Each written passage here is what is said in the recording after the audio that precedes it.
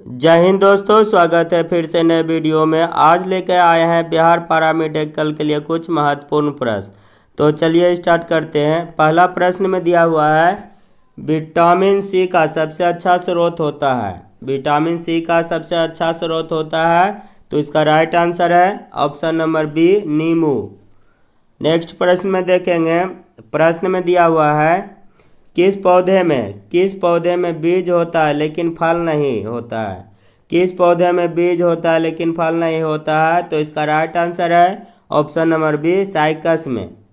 Next प्रश्न में देखेंगे। प्रश्न में दिया हुआ है, चेचक के लिए टीके का विकास किया था। चेचक के लिए टीके का विकास किया था, तो इसका राइट आंसर है option number B, Edward Jenner ने।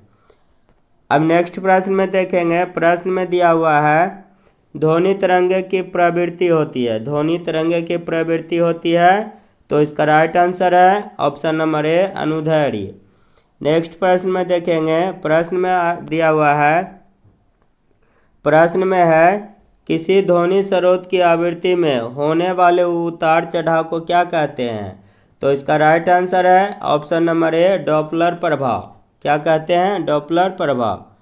अब अगला प्रश्न में देखेंगे। प्रश्न में दिया हुआ है, ध्वनि तरंगे किसके कारण प्रतिध्वनि उत्पन्न करती है। ध्वनि तरंगे किसके कारण प्रतिध्वनि उत्पन्न करती है, तो इसका राइट आंसर है ऑप्शन नंबर ए, परावर्तन के कारण।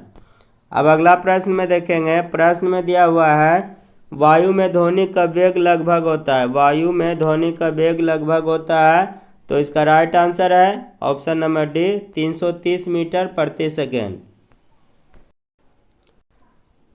अब अगला प्रश्न में देखेंगे। प्रश्न में दिया हुआ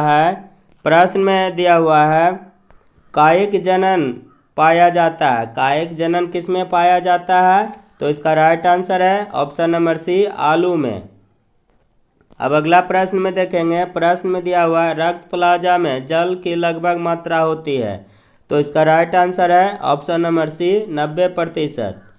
अब नेक्स्ट प्रश्न में देखेंगे। प्रश्न में दिया हुआ है, लाल रक्त कणिकाओं को निम्न में से किस नाम से जाना जाता है, तो इसका राइट आंसर है ऑप्शन नंबर डी, आरबीसी।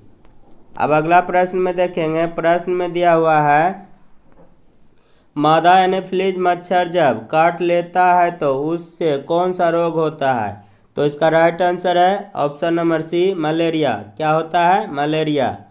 अब अगला प्रश्न में देखेंगे। प्रश्न में दिया हुआ है, मानव रेटिना पर बना प्रतिबिंब होता है। मानव रेटिना पर बना प्रतिबिंब होता है, तो इसका राइट आंसर है ऑप्शन नंबर डी, वास्तविक एवं उल्टा। क्या होता है? वास्तविक एवं उल्टा।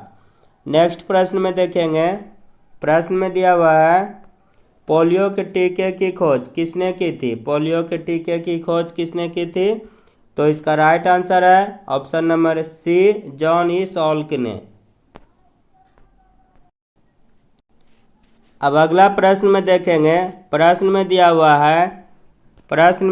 हुआ है, भूकंपों का अध्ययन क्या कहलाता है। भूकंपों का अध्ययन क्या कहलाता है, तो इसका राइट आंसर है ऑप्शन नंबर सी, सिस्मोलॉजी। अब अगला प्रश्न में देखेंगे। प्रश्न में दिया हुआ है, भारतीय स्टेट बैंक की स्थापना किस वर्ष हुई। भारतीय स्टेट बैंक की स्थापना किस वर्ष हुई, तो इसका राइट आंसर है ऑप्शन नंबर बी, 1 जुलाई 1955 को। कब हुआ था? 1 जुलाई 1955 को।